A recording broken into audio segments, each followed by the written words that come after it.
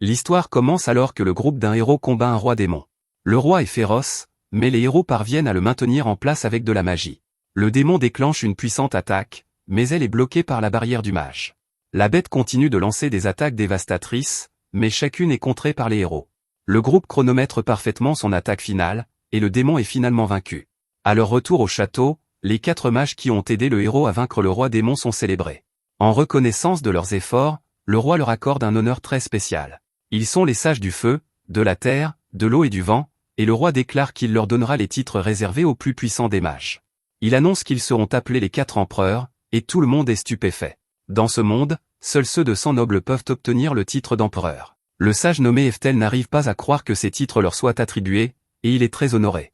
Le roi reconnaît que dans ce monde de magie, Eftel n'est pas le plus puissant. Cependant, il a gagné un grand titre, et désormais, il sera connu sous le nom d'empereur de la foudre. Les autres sages reçoivent également leurs titres, et tout le monde les applaudit. Alors que tous acclament, Eftel ne peut s'empêcher d'être ému. Après 40 ans d'études de la magie, ses efforts étaient enfin reconnus de la plus belle des manières. Bien des années plus tard, l'apprenti d'Eftel, nommé Merlin, lui annonce que le petit déjeuner est prêt. Eftel attend la journée avec impatience car elle sera remplie d'entraînement. Plus tard ce jour-là, Eftel entraîne ses élèves et les félicite pour leur bon travail. Un élève laisse tomber le rocher sur sa tête en essayant de maintenir un sort, et Eftel rappelle aux élèves de rester concentrés. S'ils ne peuvent pas se concentrer, ils ne pourront pas maintenir leur cercle magique tout en récitant l'incantation. Eftel finit par leur dire de relâcher le sort, et il est clair que les élèves sont épuisés. Il leur dit qu'il est temps d'essayer à nouveau les sorts de niveau 4, mais Merlin dit qu'il devrait se reposer. Eftel est pris au dépourvu par son inquiétude pour lui, mais il l'assure qu'il va bien. Un retour en arrière révèle qu'Eftel a trouvé Merlin après une catastrophe. Sa mère était un démon qui a perdu la vie en étant prise dans la bataille des héros contre le roi démon.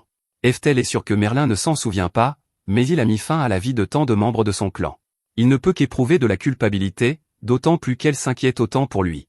Eftel passe outre pour rappeler aux élèves comment utiliser les sorts de niveau 4. Merlin veut avec empressement qu'il lui enseigne les sorts de niveau 6, mais les autres élèves font remarquer que c'est trop tôt. Eftel dit que Merlin est aussi fougueuse que toujours, et elle lui rappelle que c'est parce qu'elle est la meilleure élève de l'empereur de la foudre. Eftel ne répond pas lorsqu'on l'appelle ainsi, et il se demande simplement pourquoi Merlin est si pressé. Il lui rappelle que les fondamentaux sont importants, c'est pourquoi ils doivent s'entraîner à la concentration. Merlin dit avec urgence qu'elle doit se dépêcher de devenir plus forte, mais elle s'arrête avant de révéler pourquoi. Un peu plus tard, nous voyons ce qui motive réellement Merlin. Elle se tient devant une forêt dangereuse et se dit qu'elle ne doit pas avoir peur. Merlin est terrifié alors qu'elle entre dans la forêt, mais elle s'incite à continuer d'avancer. Finalement, elle arrive à une grotte et se dit qu'elle doit vaincre le monstre qui vit à l'intérieur. Ce sera la seule façon pour elle de pouvoir véritablement se dire la meilleure élève de l'empereur de la foudre. Une fois qu'elle le sera devenue, elle pourra enseigner à tous afin qu'Eftel n'ait plus à le faire. Tout ce que Merlin veut, c'est qu'Eftel puisse enfin se détendre et se reposer. Malheureusement, les choses ne se passent pas si bien, car quelques instants plus tard, nous voyons Merlin courir pour sauver sa vie. Elle est poursuivie par la bête de la grotte, et elle n'arrive pas à croire que la magie de niveau 4 n'ait pas fonctionné contre elle. Ses attaques n'ont rien fait, elle n'a donc plus qu'une seule option. Elle se tourne vers le monstre et commence une incantation. Alors qu'elle prépare son attaque, elle se rappelle de se concentrer, comme Eftel le lui a appris. Ce n'est pas facile car elle prépare un sort de niveau 6 et le monstre s'approche rapidement. Elle est sur le point d'être attaquée, alors elle libère le sort. Elle est ravie de voir que le sort a fonctionné, mais cela ne dure pas longtemps. Le monstre est tout simplement trop puissant et il l'attaque. Merlin est en grand danger alors que la bête s'approche d'elle et se prépare à mettre fin à ses jours. À ce moment-là, Merlin est soulagé lorsqu'elle voit qu'Eftel est arrivée pour l'aider. Malheureusement, il gronde Merlin en lui rappelant qu'il lui avait dit de rester loin de cette forêt. Merlin s'excuse, et Eftel lui dit d'écouter attentivement. Il fait remarquer qu'elle a le plus grand potentiel parmi tous ses élèves, mais qu'elle est trop pressée. Il explique que le pouvoir que l'on s'empresse de maîtriser n'est pas un véritable pouvoir. À cet instant, Merlin est horrifié alors que le monstre se prépare à attaquer de nouveau. Eftel ne fait même pas face à la bête, étant simplement contrarié d'avoir été interrompu dans son cours. D'un simple mouvement de poignet, Eftel déclenche un sort de niveau 10. Les dégâts consument une grande partie de la forêt, et Merlin regarde, émerveillé. Ensuite, Merlin s'émerveille de la force d'Eftel. Eftel lui dit qu'elle a assez étudié pour aujourd'hui, et il la renvoie. Malheureusement, il s'effondre par terre et crache du sang. Eftel maudit sa maladie, et il réalise que Merlin vient de le voir s'effondrer. Merlin révèle que ce n'est pas la première fois, et elle sait qu'il est malade. Elle révèle que c'est pour cela qu'elle voulait apprendre aussi vite que possible, pour pouvoir l'aider. Eftel est stupéfait car Merlin a travaillé si dur, et c'était pour lui. Merlin insiste sur le fait qu'il doit prendre soin de lui, donc il devrait se reposer autant que possible. Malheureusement, Eftel fait remarquer qu'il n'a plus beaucoup de temps, donc il n'a pas de temps à perdre à se reposer.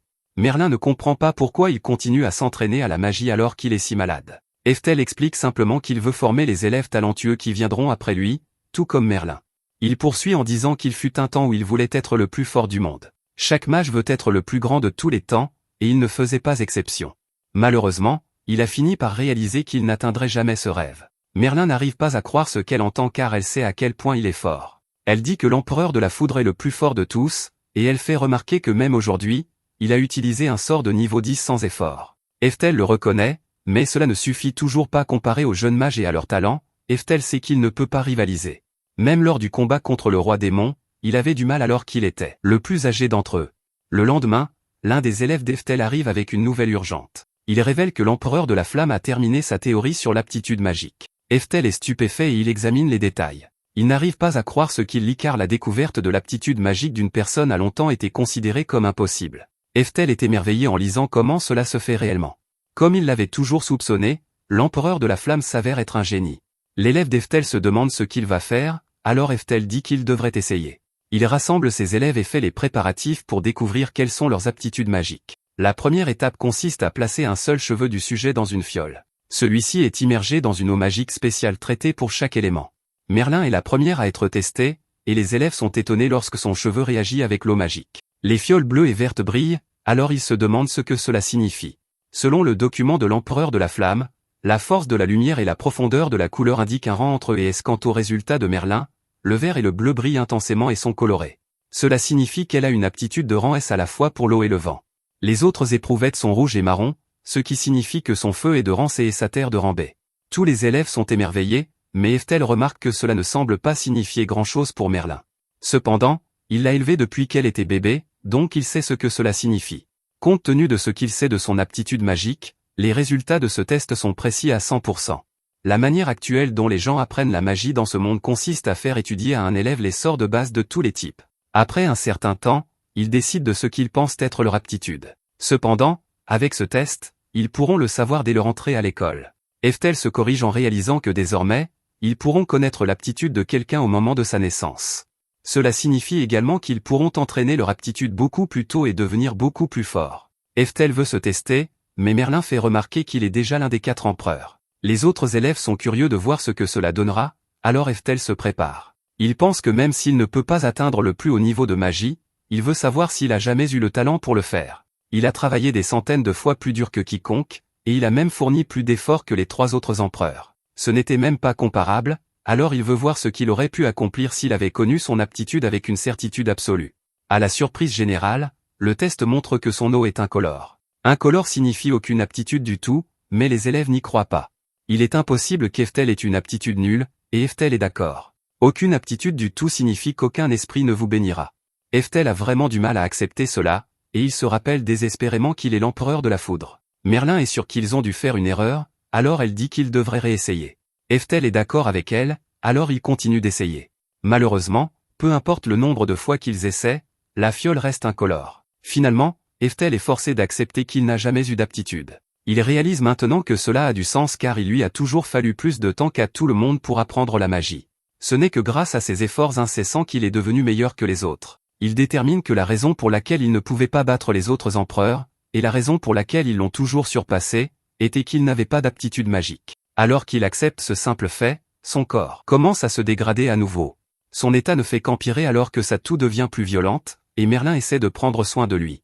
Malheureusement, il est dans un si mauvais état qu'il lui dit de s'éloigner pour qu'elle ne voie pas à quel point c'est grave. Alors qu'Eftel lutte contre sa maladie, il pense à comment il a toujours cru qu'il pourrait un jour atteindre les plus hauts niveaux de magie. Cependant, quoi qu'il fasse, il n'a jamais pu surmonter le mur appelé talent.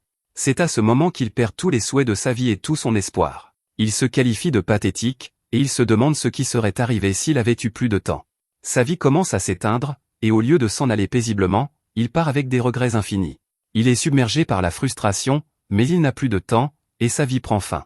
À ce moment-là, une compétence mystérieuse s'active et utilise la seconde réincarnation. Eftel se retrouve dans un endroit lumineux, et il ne se souvient de rien. La dernière fois qu'il était ici, c'était il y a 50 ans, et il ne se souvient pas qu'il possède la compétence de réincarnation. Une déesse apparaît devant lui, et il se souvient que c'est ici qu'il l'a rencontrée pour la première fois. C'était après qu'il eut mis fin à sa première vie dans un monde différent du précédent. La déesse le salue et lui rappelle ce qui s'est passé. La compétence d'Eftel, appelée indomptable, lui donne le pouvoir de travailler vers son objectif sans jamais abandonner. Eftel est surpris, mais cela explique pourquoi il n'a jamais pu renoncer à quoi que ce soit. La déesse déclare maintenant qu'il est temps pour la seconde réincarnation d'Eftel. Comme la dernière fois, il peut choisir 2 compétences de départ bonus. Elle lui propose quelques options, mais Eftel les refuse toutes. Il explique qu'il possède encore toutes les connaissances magiques qu'il a acquises au cours de 2 vies. S'il obtient juste le temps de fournir plus d'efforts pour s'améliorer, alors c'est tout ce dont il a besoin. La déesse est surprise, mais elle comprend parfaitement. Eftel est monté au rang des 4 empereurs, même s'il n'avait pas d'aptitude. Ce n'était pas seulement grâce à sa compétence seule, c'était grâce à la force de sa volonté. Eftel est prêt, alors la déesse le réincarne pour une seconde fois. Un peu plus tard, Eftel se réveille et se retrouve dans un nouveau corps, et un tas de souvenirs lui reviennent. Alors qu'il se regarde dans un miroir, il se rappelle qu'il est Eftel, l'empereur de la foudre. À ce moment, sa mère arrive pour lui dire que le petit déjeuner est prêt. Pendant qu'il mange, Eftel réfléchit à sa situation. Grâce à la compétence seconde réincarnation que la déesse lui a donnée, Eftel est maintenant dans sa 3e vie. Depuis qu'il a eu 4 ans, les souvenirs de l'ancien Eftel ont commencé à revenir. Il déclare que cette fois-ci, il va véritablement maîtriser la magie. Heureusement, ce qu'il vient de se rappeler ce matin, c'était comment préparer l'eau pour le test d'aptitude magique. Eftel ne veut pas perdre de temps, alors il va se tester. Malheureusement, comme il s'y attendait, l'eau est à nouveau incolore. Cela signifie qu'il est très probable qu'il atteindra ses limites lorsqu'il apprendra les sorts de niveau 10, comme la dernière fois. À ce moment-là, un dragon terrifiant géant apparaît de nulle part, et Eftel remarque qu'il a des yeux cramoisis. Cela indique clairement que quelqu'un a dû le mettre en colère. Le dragon est poursuivi par des chevaliers, et Eftel réalise que la capitale est en danger. Eftel se précipite après lui, mais il s'arrête en se rappelant quelque chose. Il aurait pu aider à combattre cette bête lorsqu'il était à son apogée, mais maintenant il n'a que 4 ans. Eftel pense que s'il avait su que cela arriverait, il serait né dans un corps capable d'utiliser la magie. Il est complètement impuissant maintenant, et il ne peut que se souvenir du vieux sort qu'il a créé. C'était son propre sort original de niveau 10. À cet instant, alors qu'il pense à ce sort, il s'active sans avertissement. Le cercle magique est immense et déclenche une puissante attaque de foudre. Le sort frappe le dragon terrifiant et le décime complètement. Eftel regarde, choqué, car il ne comprend pas comment il vient de vaincre la bête. Les chevaliers sont encore plus confus et se demandent si le dragon a été frappé par la foudre. Eftel regarde sa main avec stupéfaction alors qu'il réalise ce qui se passe, il vient de renaître dans ce monde en étant capable d'utiliser les capacités magiques de l'apogée de son ancienne vie, même s'il n'a que 4 ans. Un peu plus tard, Eftel réfléchit à sa situation actuelle. Cela fait 3 ans que son moi passé s'est réincarné dans ce corps, et il a mené beaucoup de recherches. Ce qu'il a appris, c'est que le monde dans lequel il se trouve maintenant est le même que celui qu'il habitait, mais 400 ans plus tard. Le lendemain matin, un homme arrive chez Eftel. La mère d'Eftel le remercie d'être venu, et il lui dit de ne pas s'en faire. Eftel nous explique qu'il vit seul avec sa mère et que l'homme qui vient d'arriver pour lui donner de l'argent pour leurs dépenses est son frère Frasier. Frasier demande si Eftel va bien et il est surpris de voir qu'il étudie un livre aussi difficile à son jeune âge. Eftel dit qu'il trouve les livres vraiment intéressants, alors Frasier promet de lui apporter quelques livres en cadeau la prochaine fois. La mère d'Eftel dit qu'on voit bien de qui Eftel tient, parce qu'il aime tant lire, et Frasier est d'accord. Frasier ne pense pas qu'Eftel puisse comprendre ce que disent les livres parce qu'il est encore si jeune, mais il ne doute pas qu'Eftel les maîtrisera bientôt. Frasier dit que leur père sera très content, alors Eftel se demande quand il pourra enfin rencontrer son père. Frasier s'excuse parce que leur père est occupé et qu'il a du mal à trouver du temps. Eftel nous explique tristement qu'il n'a jamais rencontré son père. Son père est le duc Orcote et c'est une personne importante dans le domaine de la magie au royaume d'Azul. Il est un descendant de l'ancien moi d'Eftel, alors Eftel est curieux de savoir à quoi il ressemble. Malheureusement, la mère d'Eftel n'a aucune aptitude magique, alors l'épouse du duc et ses autres maîtresses ne l'apprécient pas beaucoup. Ils sont une famille de mages, alors ils ne comprennent pas pourquoi le duc aurait un enfant avec quelqu'un qui n'a pas d'aptitude magique. L'épouse du duc détestait tellement la famille d'Eftel qu'elle les a envoyés vivre au milieu de nulle part. En d'autres termes, la famille du père d'Eftel ne le reconnaît pas comme son fils, et c'est pourquoi il n'a jamais pu rencontrer son père. Frasier s'excuse encore et promet d'en parler à leur père. Eftel explique alors que Frasier est le 2e fils de l'épouse du duc Orcote. Il a eu pitié d'Eftel et de sa mère, alors il prend soin d'eux, et c'est un homme très gentil. Eftel pense ensuite que, quoi qu'il se passe autour de lui, il s'en moque tant qu'il peut étudier la magie à nouveau. Plus tard, Frasier demande à Eftel ce qu'il veut faire plus tard avec toutes ses études. Eftel lui rappelle avec excitation qu'il est un descendant d'un mage légendaire. Il dit que quand il aura 15 ans, Il veut aller à l'académie de magie de la capitale et étudier la magie. Avant même qu'il ait fini, la mère d'Eftel intervient. Elle fait remarquer qu'Eftel est comme elle, car il n'a pas d'aptitude magique. Eftel révèle qu'à cette époque, les tests d'aptitude magique sont courants, donc son manque d'aptitude est déjà connu de tous. La mère d'Eftel dit qu'elle pense à faire apprendre l'escrime à Eftel et à l'envoyer plutôt à l'école militaire. Frasier trouve que c'est une excellente idée, et il révèle qu'il a été diplômé de l'école militaire major de sa promotion. Il admet qu'au début, il n'a choisi cela que parce qu'il était jeune et qu'il voulait se rebeller contre le fait d'appartenir à une famille de magiciens. Cependant, au final, il pense que c'était le bon choix. Les épéistes magiques sont rares, donc l'armée prend vraiment soin de vous. À ce moment-là, Frasier décide que, puisqu'il a un peu de temps aujourd'hui, il va voir comment Eftel se débrouille avec l'épée. La mère d'Eftel est ravie, alors Frasier commence à entraîner Eftel. Frasier est impressionné et dit à Eftel de mettre plus de force dans ses poignets. Les choses semblent bien aller, alors il dit qu'Eftel a beaucoup d'aptitude pour l'escrime. Eftel est complètement épuisé, mais il réalise finalement quelque chose. Au début, il se demandait pourquoi Frasier ne lui enseignait que l'éducation de base et les sciences militaires. Mais maintenant, il réalise que Frasier voulait qu'il aille à l'école militaire depuis le début. Eftel comprend que Frasier s'inquiète probablement juste de son manque d'aptitude magique. À ce moment-là, Eftel arrête soudainement l'entraînement et dit à Frasier qu'il veut vraiment aller à l'académie de magie. Frasier essaie d'expliquer que les gens sont bons dans certaines choses et mauvais dans d'autres, mais Eftel dit qu'il le sait déjà. Il sait qu'il n'a pas d'aptitude magique, mais il dit qu'il a quand même du mana. Il révèle qu'il peut même utiliser la magie, alors il veut y aller coûte que coûte. Au fond de lui, Eftel pense qu'il y a 400 ans qu'il n'a plus été en vie. Il est sûr que s'il peut juste arriver à l'académie de magie, il trouvera un indice pour dépasser ses limites magiques. Frasier comprend, alors il décide de faire un marché avec Eftel. Il dit qu'il va lancer le sort maintenant, et si Eftel peut le reproduire ne serait-ce qu'un peu, alors il recommandera personnellement Eftel pour l'académie de magie. Eftel est ravi et remercie Frasier. Au fond de lui, cependant, Frasier s'excuse auprès d'Eftel car il sait que ce qu'il fait est un peu cruel. Il s'attend à ce qu'Eftel échoue et il se sent vraiment mal. Il espère seulement que cela aidera Eftel à voir la réalité et à comprendre ses limites. Frasier dit à Eftel de regarder attentivement et il commence une longue incantation. Il dit tout un tas de mots et fait tout un tas de pauses, puis il libère le sort. Son attaque tranche un arbre en deux et il est complètement épuisé. Frasier est fier de lui pour avoir utilisé un sort de niveau 2 et il est sûr que cela a dû sembler être un miracle à Eftel. Il est cependant choqué quand Eftel demande si c'était tout. Eftel n'est pas du tout impressionné et Frasier n'en croit pas ses oreilles. Il explique immédiatement qu'utiliser de la magie de ce niveau demande beaucoup d'efforts. Avant qu'il ait fini, Eftel libère le même sort en une fraction de seconde. Le vent autour de son attaque surprend Frasier, mais il est encore plus choqué par ce qu'il voit.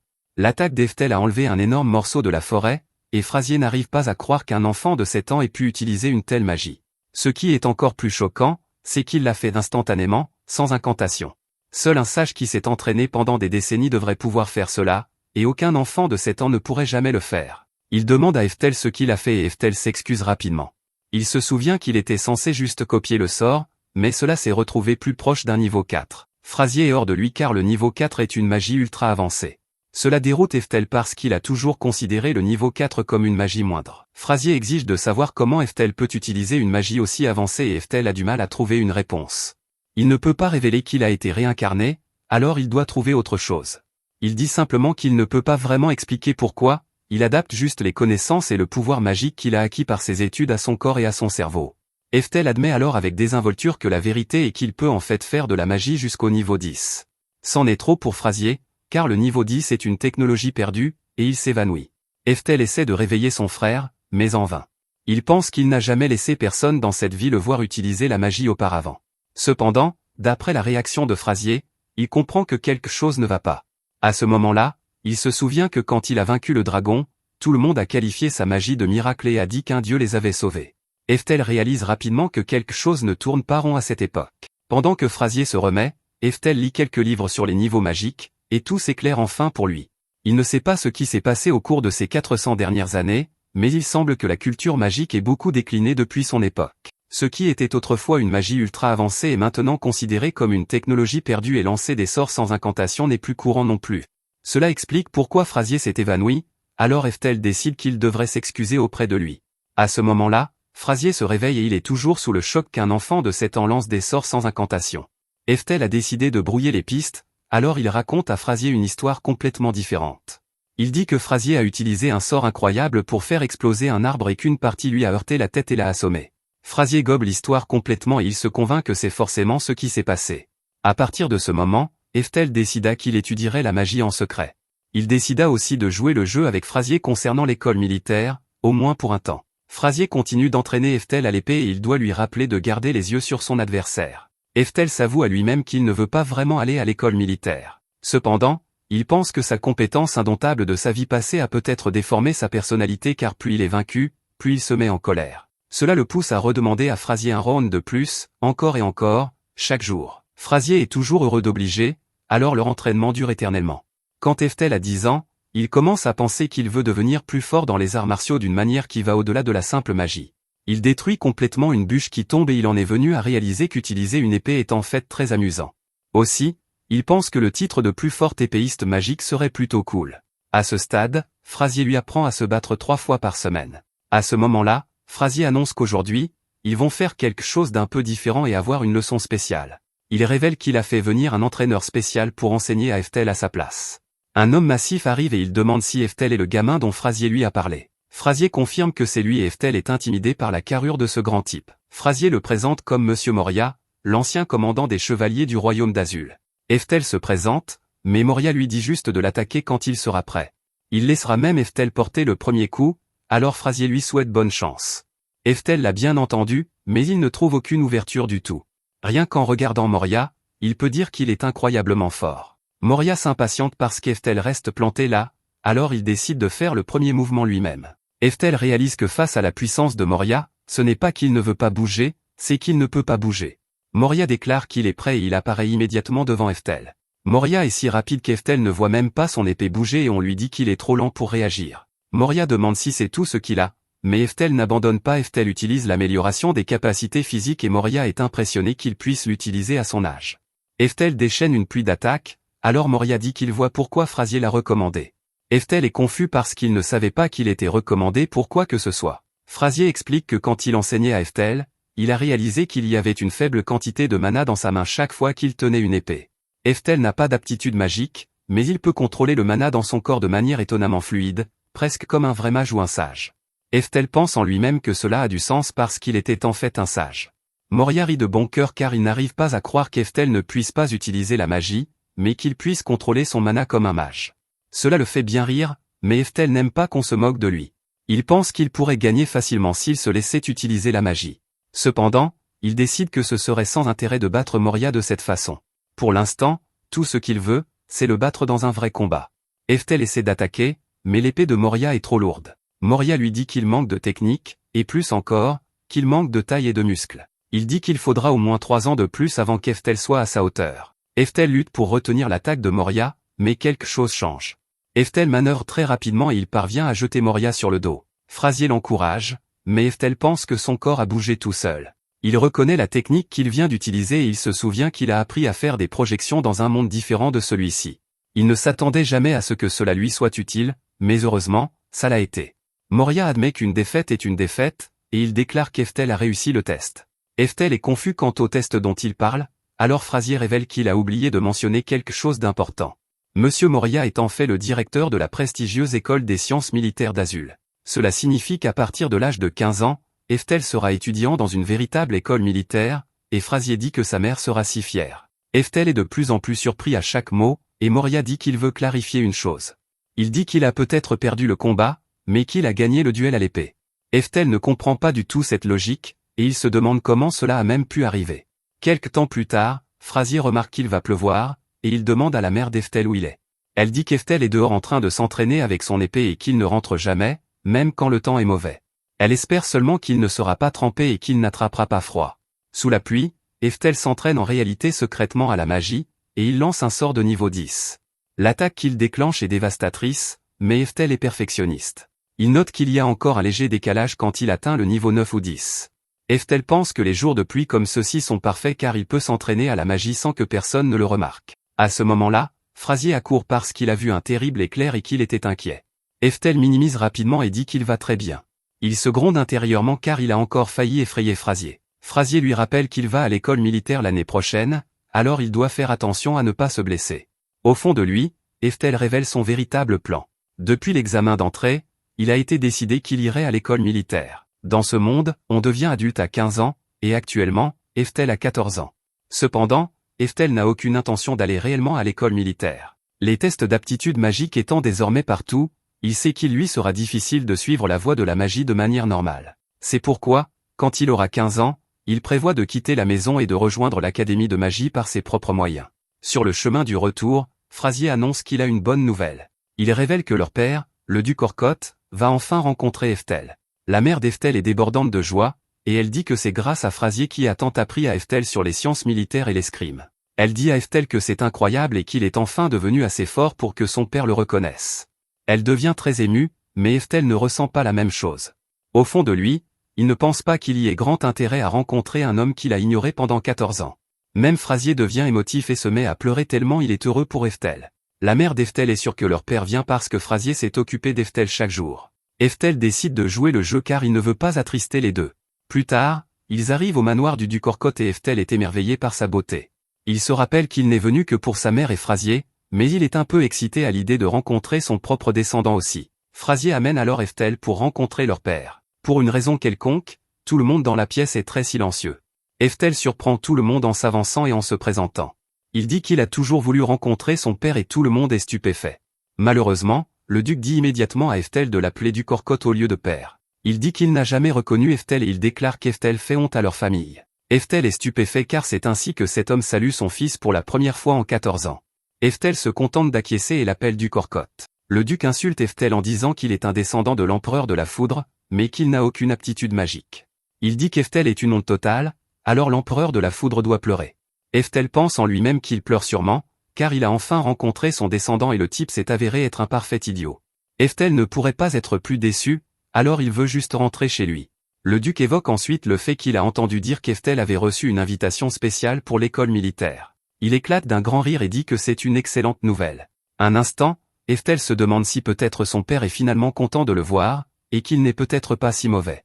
Cet espoir est rapidement anéanti lorsque le duc révèle la véritable raison de sa joie. Il rit seulement parce que maintenant il n'aura plus à payer pour la nourriture d'Eftel. Puisqu'Eftel y va sur invitation, il aura tous ses repas et son logement gratuit et recevra même une bourse à partir de sa 3e année. Cela signifie que le duc n'aura pas à dépenser d'argent pour lui. Tout cela convient au duc tant qu'Eftel ne fait pas honte au nom de la famille. Eftel retire silencieusement tout ce qu'il a dit et il décide que ce type est une ordure complète. Il se demande si le duc l'a vraiment fait venir jusqu'ici juste pour dire tout cela. À ce moment-là, le duc appelle un autre de ses fils nommé Yohem. Il dit à Yohem que même s'il n'a eu Eftel que sur un coup de tête, les gens vont quand même penser qu'il fait partie de sa famille. Il veut que Yohem voie si Eftel est assez fort pour éviter de se ridiculiser à l'école militaire. Yohem comprend que son père veut qu'il donne une leçon au chien et il accepte la tâche avec joie. Ce type rit comme un psychopathe et Frazier s'alarme vraiment. Eftel devient très sérieux car il comprend très clairement maintenant quel était le but de cette rencontre. Tout le monde sort pour que Yohem puisse tester la force d'Eftel. Frazier prévient que Yohem n'en a peut-être pas l'air, mais qu'il est en réalité très compétent, il a obtenu les meilleures notes en escrime à l'école, et il est très dangereux. Même s'il ne s'agit que d'un combat simulé, Frazier dit à Eftel de se rendre si nécessaire. Eftel accepte, mais dans son esprit, il pense déjà que tout cela est énervant. Yohem nargue notre héros alors que le combat est sur le point de commencer, en disant que c'est sa dernière chance de s'enfuir. Yohem est cependant pris au dépourvu quand Eftel dit qu'il ne partira pas. Yohem abandonne alors l'épée, qui est bien plus lourde que les armes d'entraînement normales. Il explique qu'on l'appelle une épée en bois dur, et qu'il ne les utilise pas habituellement. Il dit qu'un coup solide avec cette épée pourrait briser des os ou même enfoncer un crâne. Yohem est sûr qu'Eftel sait ce que cela signifie, mais en réalité, il ne le sait pas. Yohem explique qu'en tant que fils aîné de la vraie famille, il donnera une vraie leçon à Eftel et à sa sotte de mère. Eftel est évidemment contrarié par cela, et Yohem ne fait qu'empirer les choses. Il explique que personne dans la famille ne les aime, et que la mère d'Eftel a supplié leur père de donner naissance à Eftel, ni l'un ni l'autre n'ont d'aptitude magique, et ils font honte à toute la famille. Yohem aimerait mettre fin à la vie de la mère d'Eftel, mais il devra se contenter de tuer Eftel à la place. Il permet à Eftel d'attaquer le premier, mais notre héros est figé sur place. Yohem se demande s'il pleure, mais Eftel est en réalité furieux, il est incroyablement déçu car ses descendants sont le pire genre de personnes. Yohem insulte la mère d'Eftel une dernière fois de la manière la plus dégoûtante, et Eftel en a assez. Eftel submerge instantanément son adversaire avec ses frappes, et Yohem peut à peine bloquer les attaques. Eftel est vraiment déçu maintenant, et il se demande si Yohem sait même se servir d'une épée. Yohem finit par célébrer lorsqu'il bloque une frappe lourde, mais Eftel n'a pas fini. Eftel utilise le renforcement physique, et il ajoute une tonne de pression à son attaque. Yohem est horrifié, et il se demande si c'est vraiment le même gamin d'il y a un instant. Il n'a aucun espoir de se défendre contre cette attaque, et tout le monde est stupéfait quand Eftel le repousse. Eftel le bête si sévèrement que Yoim se retrouve impuissant au sol. Le combat est terminé, mais Eftel se soucie plus d'envoyer un message, et il dit à Yoim qu'il ne dira cela qu'une seule fois, si Yoim insulte encore sa mère, il mettra fin à sa vie. Eftel change de ton après avoir laissé Yoim inconscient, et il dit à sa mère qu'il est temps de rentrer à la maison. Même sa mère doit se demander si c'est vraiment le même Eftel qu'elle connaît, et Eftel l'assure que c'est le cas. Quant à son père, Eftel n'oublie pas de le remercier pour l'invitation. Le duc est terrifié maintenant, alors il souhaite simplement à Eftel d'aller à l'école militaire l'année suivante. Après un certain temps, Eftel pense à comment il pensait que le camp du duc Orko se vengerait d'une manière ou d'une autre, cela fait 2 semaines, et rien ne s'est passé, alors Eftel et sa mère profitent de leur vie paisible. Juste à ce moment-là, Frazier arrive soudainement chez eux en portant un bébé avec lui. Eftel se demande ce qui se passe, et un regard dans le passé révèle ce qui s'est passé. Au château, Frazier a annoncé à la garde royale que les chevaliers sacrés et l'armée d'Azula partaient au combat, cela signifiait que, pendant leur absence, c'était à eux de défendre la capitale. La situation était si dangereuse que Frazier a dit qu'il devrait faire venir des enfants de l'école militaire pour protéger la ville. Frazier a expliqué à son bras droit que la faction du ministre prévoit d'assassiner le prince pendant que leurs forces principales sont parties. C'est alors qu'un garde l'a informé urgemment que des barbares attaquaient la capitale. Il n'avait plus de temps, alors Frazier a dit qu'il devait mettre le prince en sécurité quelque part. Frazier explique maintenant à Eftel que c'est arrivé si soudainement, et que la maison d'Eftel était le seul endroit sur auquel il pouvait penser. Eftel comprend rapidement la situation politique derrière cette dangereuse crise de succession royale, le deuxième fils de l'ancien roi était plus talentueux que le premier, il est donc devenu le roi actuel, pendant ce temps, le fils aîné est devenu le ministre de la couronne. Le deuxième fils n'avait pas d'héritier mâle, alors l'aîné a supposé que son fils hériterait du trône. Malheureusement pour lui, le deuxième fils, qui est le roi actuel, a eu un fils à lui, et cela a tout changé. Le fils du roi serait bien sûr l'héritier du trône, ce qui a contrarié le ministre. Maintenant, la faction du ministre veut mettre fin à la vie du bébé prince afin qu'il puisse être complètement retiré de la succession. Eftel ne peut que se demander comment des barbares ont pu entrer dans la capitale alors que leur défense était déjà renforcée. Frazier admet qu'il croit que le duc est derrière tout cela, si le trône change de main, alors le duc Orko sera celui qui bénéficiera le plus en termes de statut et de pouvoir. Il est difficile de savoir à qui ils peuvent faire confiance, alors Eftel se demande ce qui va se passer maintenant. Frazier dit que, puisqu'ils ne peuvent pas retourner dans la capitale, ils devront traverser la frontière pour mettre le prince en sécurité avec leur armée principale. Frazier se prépare à partir, mais Eftel choque tout le monde lorsqu'il arrive à la porte en tenue complète, il exige qu'il le laisse venir, et sa mère est inquiète. Le bras droit de Frazier, nommé Moria, est content car plus ils sont d'aide, mieux c'est. Eftel se souvient comment Azul a soutenu les héros contre le roi démon dans sa vie antérieure, à cause de cette dette, il se sent responsable de protéger ce pays des traîtres. Par-dessus tout, il refuse de laisser son père et ses hommes s'en tirer. Après avoir fait tout cela, Eftel part pour ce voyage, et il s'excuse auprès de sa mère de l'inquiéter. Finalement, le groupe traverse la forêt de Nil vers la frontière. Cependant, Eftel remarque que la forêt est étrangement silencieuse, et qu'il n'y a d'animaux nulle part. Juste alors, ils entendent un bruit tonitruant, et Frazier ne sait pas ce qui se passe, tout ce qu'il sait, c'est que rester ici serait insensé, alors ils se dépêchent vers la sortie de la forêt. Ils courent aussi vite qu'ils le peuvent jusqu'à ce que la lisière de la forêt soit en vue. Malheureusement, une fois qu'ils atteignent la lisière, Frazier doit dire aux autres de s'arrêter. Le groupe est horrifié de voir un piège massif les attendant, c'est la chose la plus terrifiante que Frazier ait jamais vue, car la division de mages personnels du duc Orko bloque le chemin devant eux. Cette armée est massive, et même le duc Orko est ici. Il est clair que nos héros ne peuvent pas avancer, alors Moria se demande s'ils devraient faire demi-tour. Malheureusement, Eftel fait remarquer que le chemin derrière eux est couvert de flammes. Frazier réalise que le bruit qu'ils ont entendu plus tôt était l'ennemi mettant le feu à la forêt, leur objectif était de les faire sortir, alors Moria se demande s'ils pourront vraiment mettre le prince en sécurité. Les choses s'annoncent très mal, car il y a un incendie derrière eux et toute la division de mages devant eux, ils n'ont nulle part où fuir, alors Frazier dit qu'il va essayer de parler à son père. Moria sait que cela ne signifiera que sa mort, mais Frazier dit qu'ils n'ont pas d'autre choix. Frazier sort de la forêt et dit à tout le monde qu'il est désarmé, il veut qu'Orko arrête ce qu'il fait afin qu'il puisse résoudre cela par le dialogue. Yoim se demande ce que son père veut faire, alors le duc dit qu'il va parler à Frazier. Frazier est incroyablement soulagé de voir que son père est ouvert à la discussion, alors il se précipite vers lui, il suppose que son père comprend ce qu'il essaie de dire, et il ne pourrait pas être plus heureux.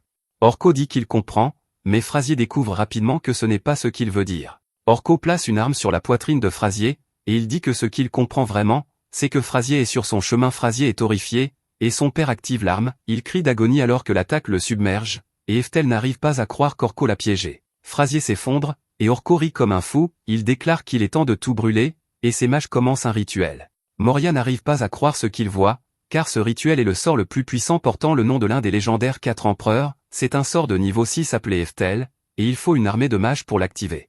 Moria doit empêcher Eftel de secourir Frazier, car c'est bien trop dangereux. Ce sort est déchaîné, et tout dans la zone environnante est couvert de flammes. Orko ne pourrait pas être plus satisfait, mais notre héros regarde avec terreur alors qu'il ne peut que prononcer le nom de Frazier. Frazier essayait seulement de protéger un bébé, alors Eftel ne comprend pas pourquoi sa vie a dû se terminer ainsi. Une rage qu'Eftel n'a jamais ressentie auparavant grandit en lui, et il déclare que le duc regrettera ce qu'il vient de faire. Moria se demande si Eftel va bien, car il y a quelque chose de différent chez lui, Eftel a une colère terrifiante dans les yeux, et il annonce qu'il va apprendre à l'ennemi ce qu'est la vraie magie.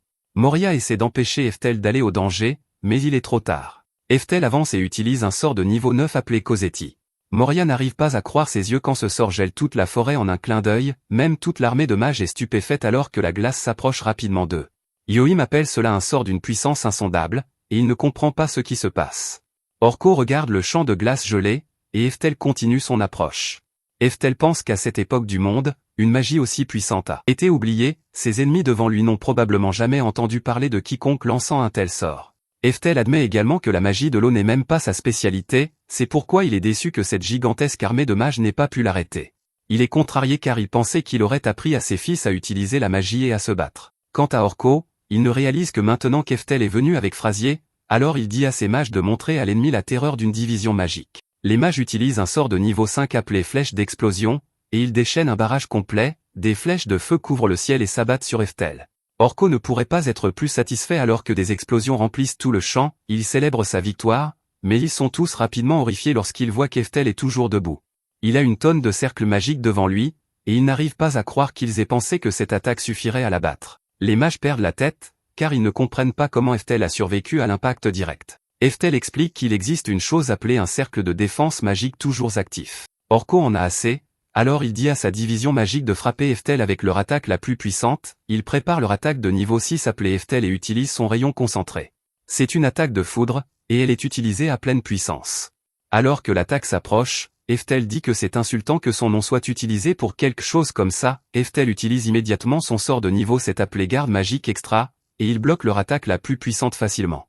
Les mages sont sans voix, car Eftel a annulé un sort magique légendaire sans grand effort, il l'appelle un monstre, et Eftel dit qu'ils sont vraiment pathétiques. Eftel démontre alors sa vitesse insensée alors qu'il se précipite directement dans l'armée de mages, il les taille en pièces, et il pense à quel point il est content que Frazier ait pris le temps de l'entraîner.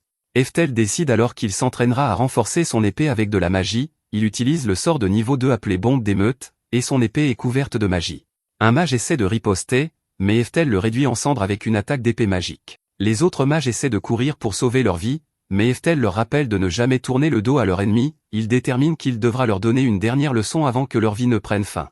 Eftel utilise un autre sort, et les mages sont terrifiés quand le ciel est couvert de nuages, Eftel contrôle la météo, ce qui signifie qu'il utilise le pouvoir divin de la magie perdue. Eftel les traite tous d'imbéciles, car ce ne sont pas que des nuages, il dit que sa magie n'est pas aussi minable que la leur, qui ne contrôle que l'électricité statique. Eftel déclare que ce qu'il contrôle, c'est la foudre elle-même, il montre ensuite aux mages à quoi ressemble un véritable sort Eftel en utilisant la version de niveau 10. Les mages sont horrifiés de l'entendre dire niveau 10, et l'attaque illumine tout le ciel. L'attaque massive finit par se terminer, et les seuls ennemis restants sont Orko et Yohim, ils sont protégés par la barrière d'Eftel, et ils se demandent s'ils sont maintenant en sécurité. Eftel arrive, et Yohim est furieux, il dit qu'Eftel ne s'en tirera pas comme ça après avoir attaqué les mages du duc, mais Eftel le met simplement endormi. Orko est furieux, mais Eftel le fait taire, il fait remarquer qu'Orko a tenté d'assassiner le prince héritier. Il dit que le conspirateur ne peut pas disparaître commodément avec ses hommes sans recevoir une punition appropriée. Orko essaie de dire à Eftel qu'il sera considéré comme un traître s'il l'attaque, Eftel l'assomme simplement et envoie un dernier message, il déclare qu'il ne fera preuve d'aucune pitié envers le genre de salaud qui tue son propre fils. Après cela, Eftel explique que le coup d'État a échoué, et qu'Orko et Yohim ont ensuite été exécutés publiquement. Un peu plus tard, nous voyons que Frazier a réussi à survivre d'une manière ou d'une autre, il s'avère qu'un collier de famille précieux est ce qui a fini par lui sauver la vie.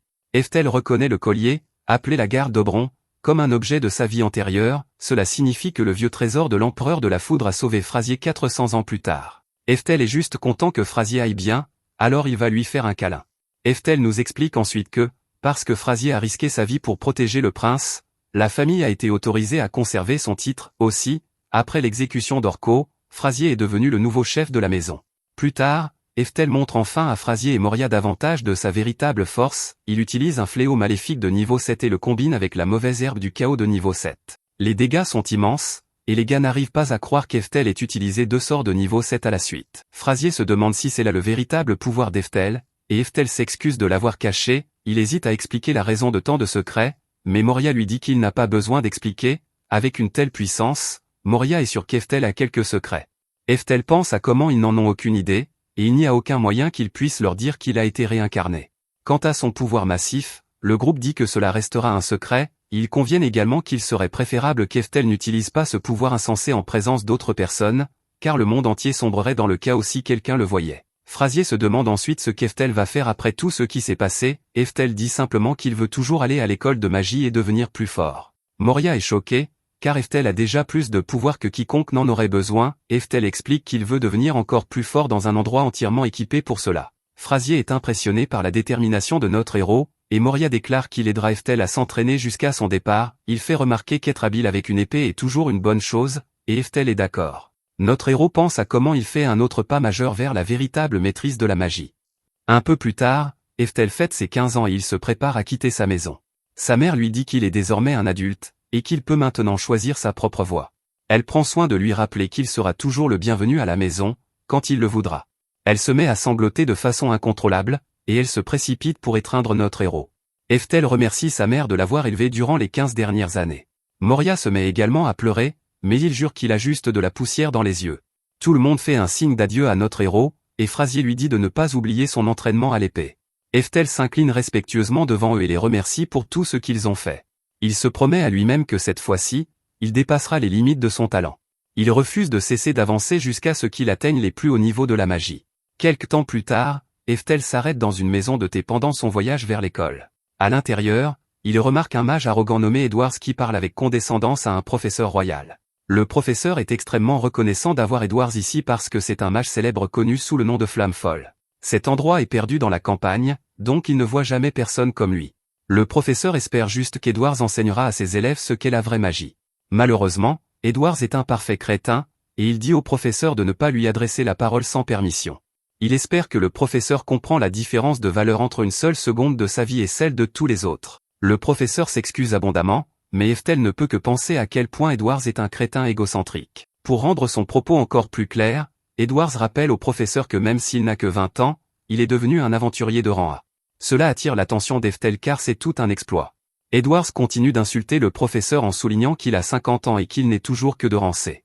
Il dit que le plus grand talent du professeur est d'enseigner la magie à des gamins au milieu de nulle part. Il le traite d'ordure pour avoir osé lui parler pendant qu'il lisait. Le professeur s'excuse à nouveau car il doit dire quelque chose à Edwards. Il explique que ses élèves ont préparé un banquet pour accueillir Edwards, et ils aimeraient qu'il vienne. Malheureusement, Edwards décline de manière grossière. Il explique qu'aujourd'hui est une soirée spéciale pour lui et la fille démon à ses côtés. Il montre la marque d'esclave qui est sur la fille et dit que c'est aujourd'hui qu'elle va s'apposer définitivement sur son corps. Ces marques fonctionnent de telle sorte que si une intrigue est développée avant que la marque ne soit apposée, cela peut ruiner le sort. Eftel est dégoûté parce qu'Edwards a acheté cette fille pour une seule raison, et maintenant le temps pendant lequel il n'a pas pu développer d'intrigue avec elle est terminé. Eftel est tellement écœuré par cela qu'il en a presque vomi. Il ne peut s'empêcher de penser à comment Merlin aurait fini de la même manière s'il ne l'avait pas recueilli. À ce moment-là, un villageois avertit tout le monde avec urgence qu'un ORC géant est apparu. Eftel se précipite sur les lieux et se demande ce qu'il devrait faire. Tout le monde panique parce qu'aucun aventurier par ici, à la campagne, ne pourrait faire face à une bête aussi puissante. Le professeur dit à tout le monde de se calmer parce qu'Edwards de la Flamme Folle est là. Il explique qu'Edwards est un aventurier de classe A, alors tout le monde dit qu'ils sont sauvés. Edwards lui dit qu'un ORC géant est un monstre de haut rang B. Cependant, pour un aventurier de classe A comme lui, cette pitoyable bête n'est pas à craindre. Tout le monde l'admire, et Eftel pense que même 400 ans dans le futur, les aventuriers de rang A sont encore idolâtrés. Edwards interpelle la bête, et il dit à tout le monde qu'il va leur montrer ce qu'est la vraie magie. Il explique que ce n'est pas quelque chose que l'on voit à la campagne, alors tout le monde s'excite. Edwards commence son incantation et utilise un flamme sacrée de niveau 4. Il frappe la bête et tout le monde célèbre. Edwards déclare que le sort imparable de niveau 4 est sa magie la plus puissante. Il dit que vous n'avez pas l'habitude de voir cela gratuitement, alors tout le monde l'admire encore plus. Malheureusement pour lui, Eftel réalise qu'il y a un problème après l'avoir entendu dire niveau 4. Juste à ce moment-là, pour une raison quelconque, tous les villageois deviennent terrifiés. Edward se demande ce qui ne va pas, et il se retourne pour constater que l'ORC est totalement indemne. Il est horrifié parce que son sort le plus puissant n'a rien fait. L'ORC s'approche de lui, et il réalise quelque chose de terrifiant, il s'avère que cette bête est le type d'ORC le plus puissant, appelé Berserker. Edwards pense qu'un sort de niveau 4 pourrait battre un ORC géant, mais pas un Berserker. Il sait qu'il n'a aucun moyen de battre cette chose, alors il s'enfuit pour sauver sa vie. Les villageois se demandent ce qu'il fait, mais il passe simplement à côté d'eux en courant. Il commence un autre sort, et tout le monde est soulagé de voir qu'il se bat encore. Malheureusement pour eux, cela n'a rien à voir. Edwards crée en réalité une barrière pour se séparer de l'ORC, mais il piège tous les villageois à l'intérieur. Ils ne peuvent pas sortir et se demandent ce que fait Edwards. Le maléfique Edwards explique qu'il les utilise comme appât parce que quelqu'un d'aussi précieux que lui ne peut pas perdre la vie ici. Tous les villageois le supplient de les libérer, mais Edwards leur dit de servir de leur pour qu'ils puissent s'échapper. Les villageois crient parce qu'ils ne veulent pas que leur vie se termine alors que l'ORC s'approche d'eux. Ils commencent à perdre espoir, mais Eftel utilise un sort de niveau 6. Il s'appelle Cerise Dispel, et il détruit la barrière. Les villageois courent vers la sécurité, et Edwards ne comprend pas ce qui vient de se passer. Il voit Eftel, et il n'arrive pas à croire que ce type a fait tomber sa barrière. Le professeur fait même remarquer qu'il a utilisé la magie sans incantation.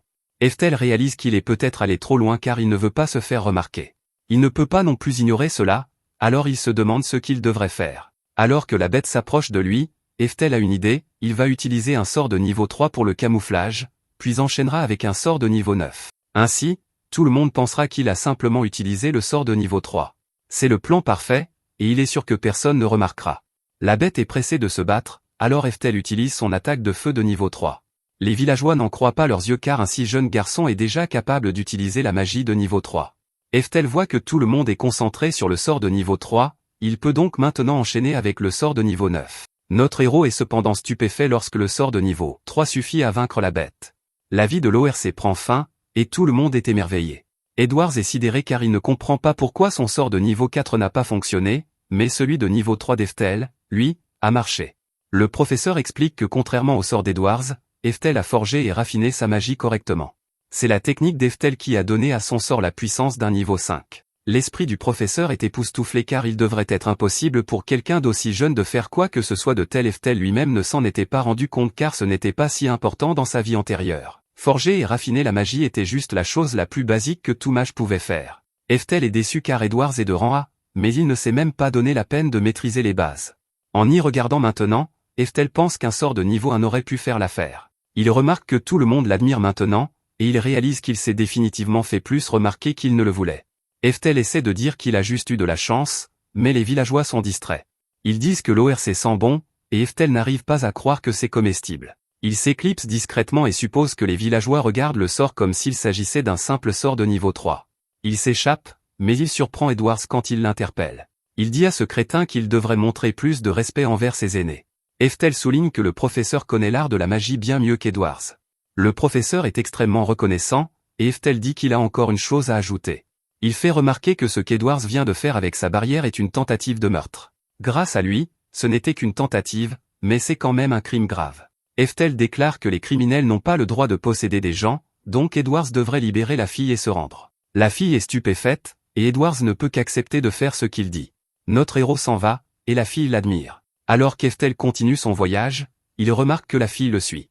Il se demande combien de temps elle compte faire ça, mais elle est trop nerveuse pour répondre. Elle peut à peine parler, mais elle révèle qu'elle voulait lui demander de l'aide. Elle dit qu'elle veut qu'Eftel soit son maître, et Eftel ne sait même pas comment répondre. La fille explique qu'à ce rythme, elle sera arrêtée comme une fugitive en cavale. Eftel sait qu'elle a raison car la marque ne peut pas être enlevée facilement même si elle n'a pas de maître. De plus, un serviteur lié dont le lien avec son maître a été rompu est libre d'être pris par n'importe qui.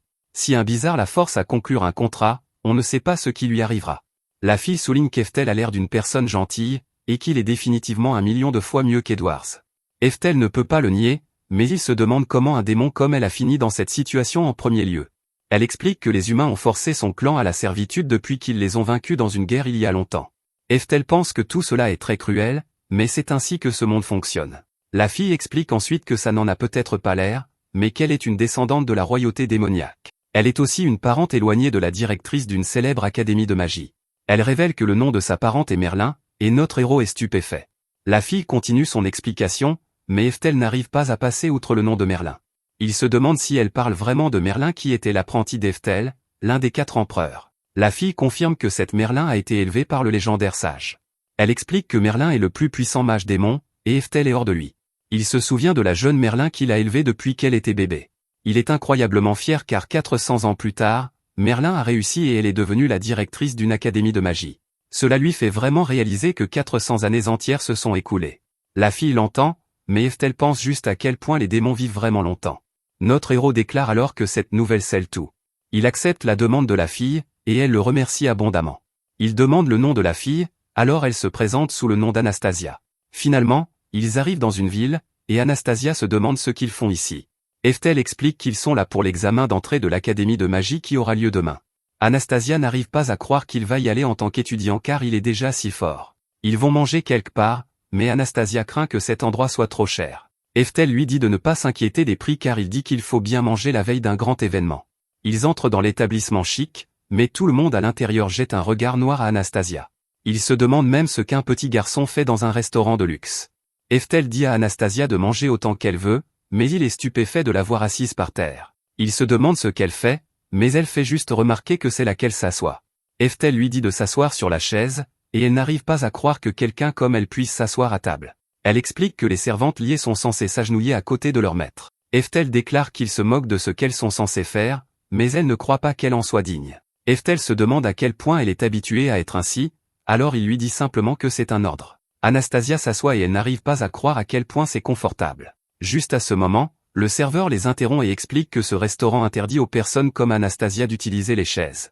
De plus, c'est un restaurant de luxe qui sert strictement les classes supérieures. Ce n'est pas un endroit pour les classes inférieures, alors il demande si Eftel a l'argent pour payer le repas. Anastasia pense qu'il devrait aller ailleurs, mais Eftel lui dit de ne pas s'inquiéter. Notre héros sort quelques objets brillants et demande si cela suffit. Le serveur perd complètement la raison car ces choses s'appellent des larmes de dragon. Une seule de cette taille vaut plus de 500 pièces d'or. Eftel révèle qu'il en a beaucoup d'autres au cas où, et le serveur perd encore plus la raison. Il réalise son erreur et s'excuse auprès d'Eftel. Eftel lui dit qu'il peut garder la monnaie tant qu'il lui apporte la meilleure nourriture. Le serveur oublie tout ce qu'il a dit avant et dit juste au personnel d'emmener l'invité d'honneur dans la salle VIP. Eftel pense que c'est sa mère qui lui a donné tout cet argent pour son voyage. Bien sûr, c'est l'argent de son père, donc Eftel ne voit pas d'inconvénient à l'utiliser. Nos héros se voient servir un énorme festin, mais Eftel se demande ce qui tracasse Anastasia. Elle explique qu'on ne l'a jamais traitée comme ça avant, et elle se demande si quelqu'un comme elle peut vraiment manger ainsi. Eftel fait remarquer qu'ils vont passer du temps ensemble, donc elle devrait considérer cela comme sa façon de dire qu'il est heureux de l'avoir près de lui. Anastasia est stupéfaite car elle n'a jamais entendu cela auparavant.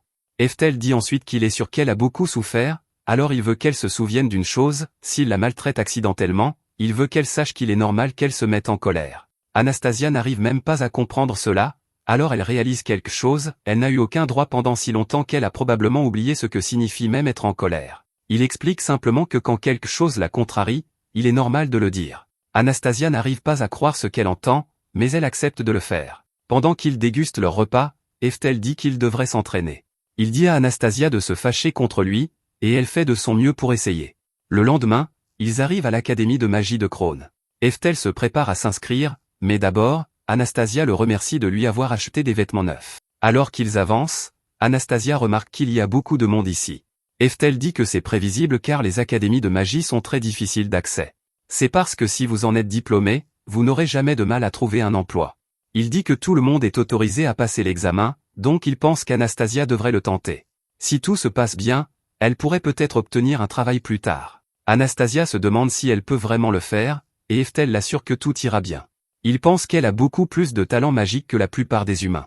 Il peut voir son potentiel de ses propres yeux, et aussi elle est une parente de Merlin. Nos héros se rendent ensuite dans une autre zone avec beaucoup d'autres candidats. Un homme annonce qu'ils vont maintenant commencer la première étape de l'examen.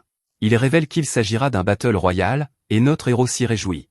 L'examinateur s'appelle Front, et il annonce qu'ils vont maintenant commencer le premier tour des examens avec le battle royal. Les participants se battront jusqu'à ce qu'il n'en reste plus que 5 debout. Ils peuvent utiliser la magie, des armes ou n'importe quelle méthode de leur choix pour éliminer les adversaires hors du terrain. Front dit à tout le monde d'entrer dans un cercle, et il pense à quel point il aime ce travail. Il est un aventurier de rang B, et regarder un groupe de gens se battre est le travail le plus facile qui soit. Cela fait des années qu'il fait ça, cependant, et il n'a jamais vu personne d'impressionnant.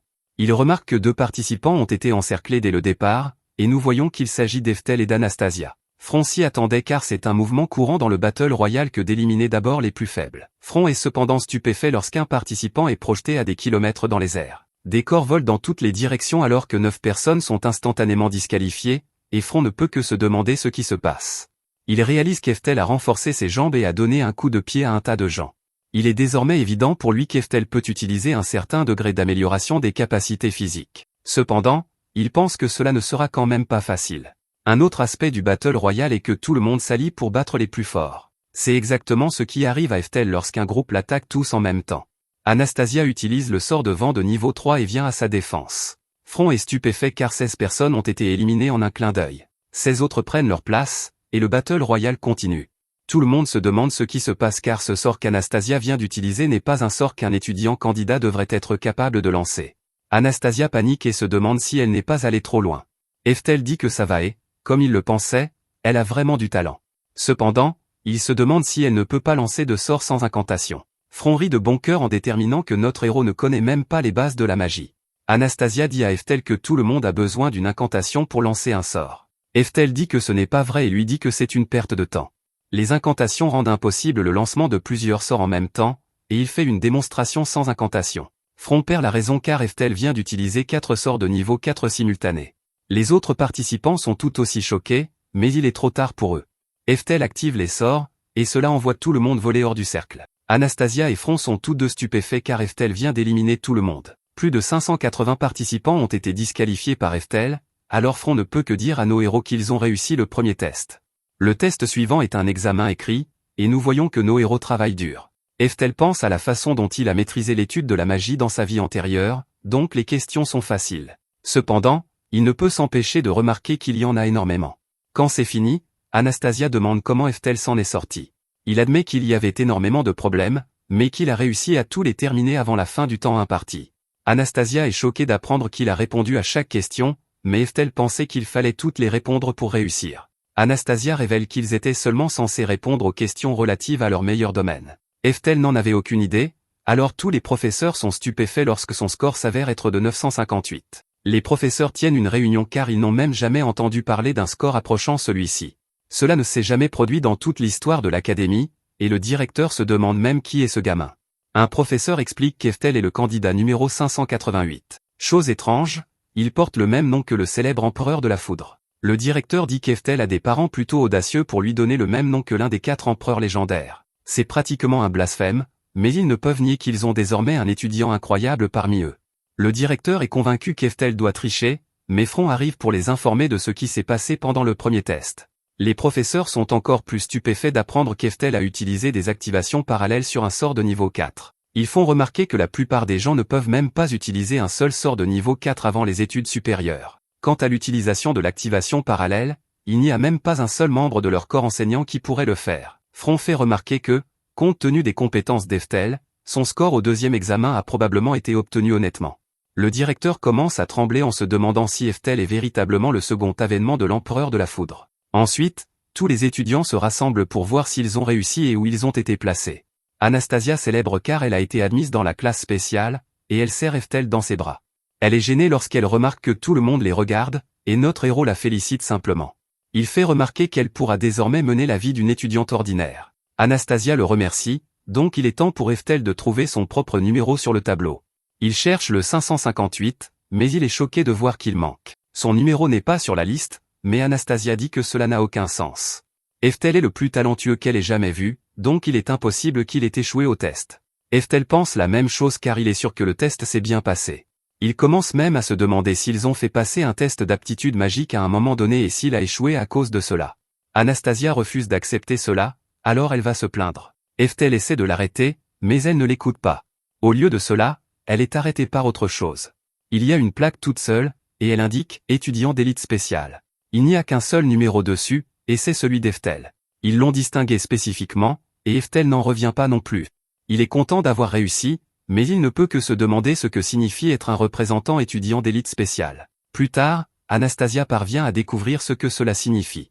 C'est vraiment extraordinaire car un étudiant représentant d'élite spéciale bénéficie de la gratuité des frais de scolarité, de la gratuité du logement, de la gratuité des repas et d'une bourse spéciale en plus de tout cela. Malheureusement, cela s'accompagne également d'activités de relations publiques qu'il doit effectuer au nom de l'école. Il s'agit par exemple de participer à des événements avec d'autres écoles. C'est quand même assez extraordinaire, mais Eftel ne peut s'empêcher de se sentir plus comme une mascotte d'école que comme un étudiant. C'est en fait exactement le contraire de ce qu'il voulait. Tout ce qu'Eftel voulait, c'était utiliser une bibliothèque scolaire et ses autres installations sans attirer l'attention. Il espérait aussi trouver une sorte de percée concernant l'aptitude magique. C'était sa vie scolaire idéale, mais il ne semble pas qu'il l'obtiendra. Maintenant qu'il a été choisi comme représentant de l'école, il ne pense pas pouvoir refuser. Juste à ce moment, Eftel aperçoit Merlin, et il est absolument choqué alors qu'il court se cacher. Elle a tellement grandi, mais il n'y a aucun doute que c'est elle. Eftel est inquiet car, bien qu'il soit jeune actuellement, il ressemble toujours à ce qu'il était dans sa vie antérieure. Merlin le connaît assez bien de cette ancienne vie, donc elle pourra le reconnaître immédiatement.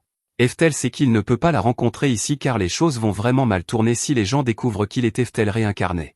Il dit simplement à Anastasia qu'il devrait se dépêcher et visiter le reste de l'école, alors ils partent. Juste à ce moment, Merlin a le sentiment qu'Eftel est à proximité, mais il n'y a personne autour. Elle se rappelle qu'il est impossible qu'il soit ici, mais elle aperçoit notre héros.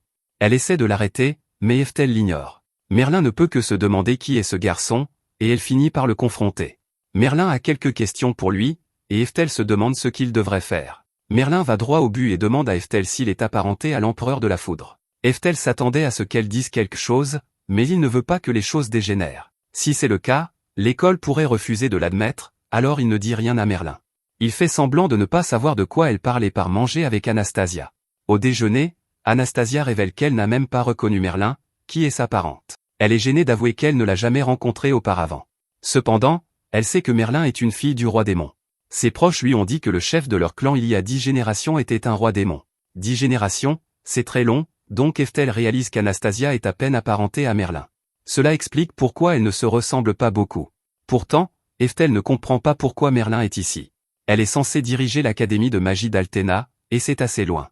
Plus tard, tous les nouveaux étudiants sont accueillis à l'académie de magie de Krorn. Le directeur espère qu'ils interagiront tous ensemble afin de pouvoir suivre la voie de la magie ensemble. Il annonce ensuite qu'ils ont invité quelqu'un d'une espèce totalement différente, il s'agit de Merlin, la directrice de l'académie de magie d'Altena. Tout le monde est émerveillé et réalise qu'elle est simplement là en tant qu'invitée. Merlin se présente comme une compagne de voyage sur la voie de la magie. Elle commence son discours en souhaitant la bienvenue aux étudiants, donc Eftel est soulagée. Il craignait qu'elle ne finisse par être professeure ici, mais ce n'est pas le cas. Juste à ce moment, le nom d'Eftel est appelé pour faire un discours puisqu'il est un représentant étudiant d'élite spéciale. Merlin est stupéfaite d'entendre son nom, et alors qu'Eftel se tient devant tout le monde, il réalise à quel point les choses vont mal tourner car Merlin sera désormais vraiment suspicieuse à son sujet après avoir entendu son nom. Même les étudiants chuchotent à son sujet puisqu'il est l'étudiant spécial qui a obtenu le score le plus élevé jamais enregistré à l'examen écrit. Il parle de la façon dont il a éliminé tout le monde lors du premier test, et Eftel espère juste que Merlin n'entend pas. Notre héros est terrifié, cependant, tandis que Merlin le fusille du regard. Ensuite, Eftel est entourée de filles désireuses d'en savoir plus sur lui. Merlin les interrompt en présentant des papiers à notre héros, et toutes les filles s'enfuient terrifiées. Merlin révèle qu'elle a beaucoup appris sur lui, et il confirme que son nom est Eftel. Eftel ne peut s'empêcher de remarquer que Merlin est bien plus effrayante maintenant. Merlin va droit au but en lui demandant s'il est familier avec le concept de réincarnation. Eftel est très nerveux maintenant car il se souvient que Merlin a toujours été très intelligente. Il fait semblant de ne pas savoir ce qu'est la réincarnation, mais Merlin continue. Elle a vu ses résultats d'examen, et il avait un score comme s'il était l'un des 4 empereurs qui avaient décidé de rejoindre l'école pour s'amuser. Ce qui est encore plus étrange, c'est que la plupart du personnel pouvait dire que ses réponses étaient justes, mais ils ne comprenaient pas le processus qu'il avait utilisé pour les résoudre. Elle dit que la raison en est que les réponses d'Eftel sont basées sur des théories magiques vieilles de 400 ans. Elle exige une explication, mais Eftel n'avait même pas réalisé cela. Les problèmes étaient si simples pour lui qu'il n'avait même pas pensé au décalage temporel. Alors qu'il est plongé dans ses pensées, Merlin dit qu'il ressemble beaucoup à quelqu'un qui lui est très cher. Elle s'excuse auprès de notre héros car elle s'emporte quand elle parle de son ancien professeur. Elle admet que la réincarnation est peut-être trop loin, mais elle est sûre qu'Eftel doit avoir une relation particulière avec le légendaire empereur de la foudre. Eftel la fuit plus tôt, donc quelle que soit cette relation, cela signifie qu'il ne voulait pas lui parler. Elle dit qu'elle croit qu'Eftel cache quelque chose qu'il ne veut pas qu'elle sache. Au fond de lui, Eftel aimerait vraiment lui dire la vérité car cela rendrait les choses beaucoup plus faciles. Malheureusement, il ne peut pas faire ça, alors il garde sa bouche fermée. Les autres étudiants ne peuvent s'empêcher de raconter des potins en se demandant si Merlin connaît Eftel. Eftel déteste toute cette attention car tout ce qu'il veut faire, c'est étudier la magie. Il a une idée, alors il dit à Merlin qu'Eftel avait en fait une amante secrète. Merlin est stupéfaite, et Eftel pense qu'il va simplement lui donner cette histoire qu'elle veut entendre. Il explique que l'empereur de la foudre était secrètement amoureux d'une femme. L'enfant qu'ils ont eu ensemble a été tenu secret du monde. Son aptitude magique était incroyable, et l'empereur de la foudre lui a secrètement enseigné tout ce qu'il savait. Le garçon a été gardé dans un village secret loin des regards indiscrets. Il a ensuite passé sa vie dans cet endroit isolé à pratiquer la magie seul. Merlin refuse de croire cela car Eftel ne lui a jamais dit. Eftel prouve qu'il sait tout sur l'empereur de la foudre en disant qu'Eftel est décédé dans le désespoir après avoir appris qu'il n'avait aucune aptitude magique. Merlin est pris au dépourvu car cela a été gardé secret du public puisque cela nuirait à l'image des 4 empereurs. Elle fait remarquer que d'autres peuvent les entendre, donc il ne devrait pas dire ses secrets en public. Cependant, cela lui prouve qu'Eftel est bien celui qu'il prétend être.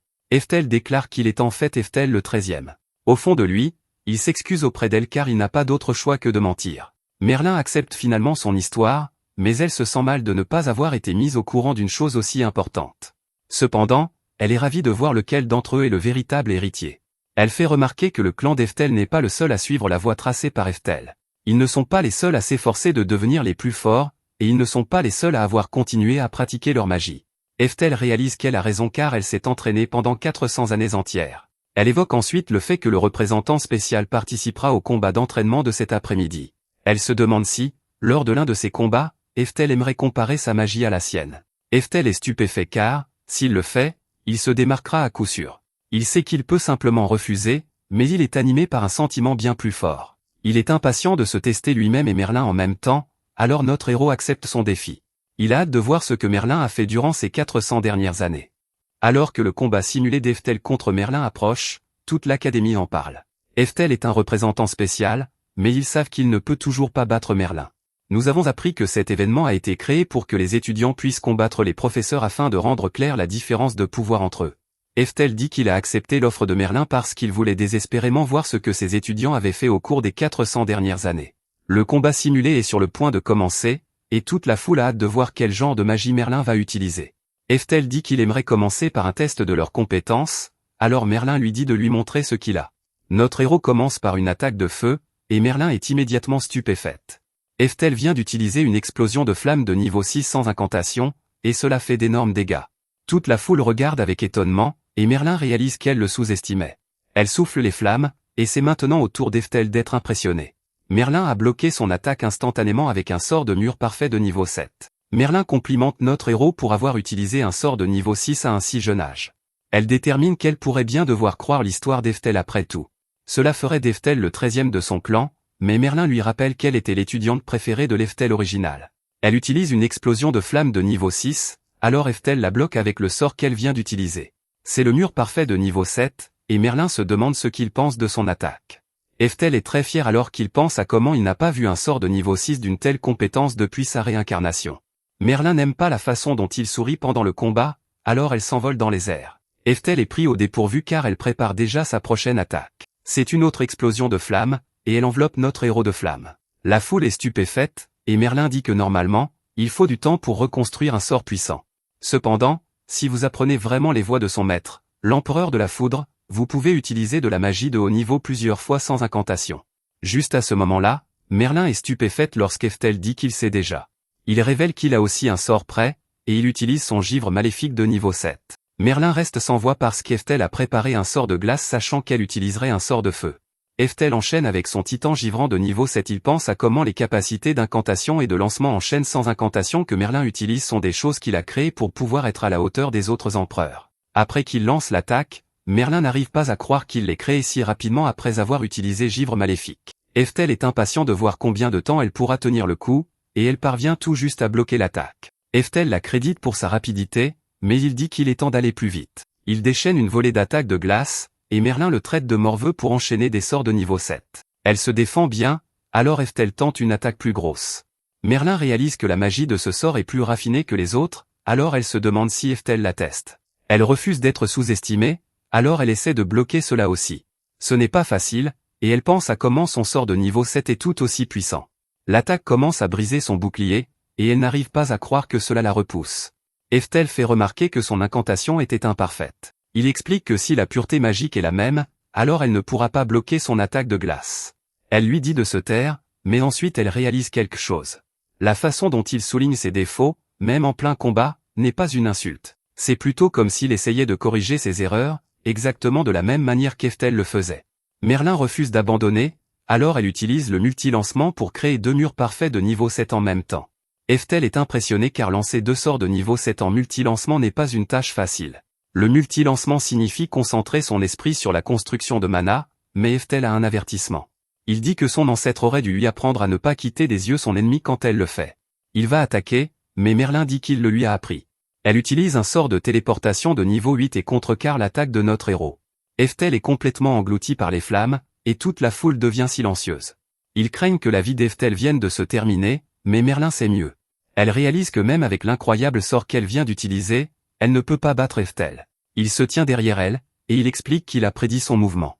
Il savait qu'elle l'attaquerait par derrière, alors il a préparé un sort de téléportation aussi. Merlin rit parce qu'Eftel utilise les mêmes sorts que son professeur utilisait.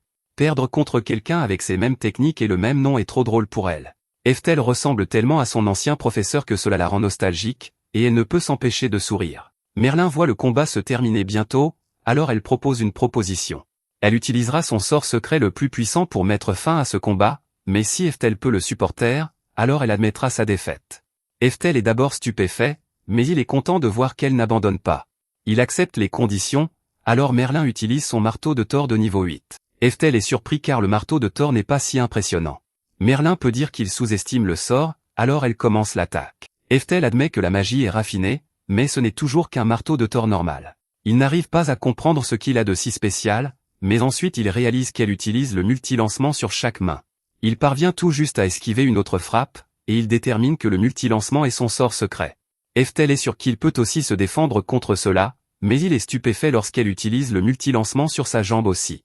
C'est un triple multi-lancement, et Eftel doit faire tout son possible pour éviter ses attaques. Juste à ce moment, il voit qu'elle utilise maintenant le multi-lancement sur son autre jambe aussi. Cela signifie qu'elle lance en quadrilancement un sort de niveau 8, et il ne pourrait pas être plus fier. C'est du jamais vu, et il n'arrive pas à croire que c'est la technique secrète de Merlin. Alors qu'elle s'élève dans le ciel, Eftel ne peut s'empêcher de prendre du plaisir. Merlin est vraiment incroyable, et elle crie en rassemblant toute sa puissance. Eftel pense que même dans ses anciennes vies, il n'a jamais rien vu d'aussi extraordinaire. Il déclare que c'est pour cela que Merlin est son étudiante préférée, et il pense à leur passé.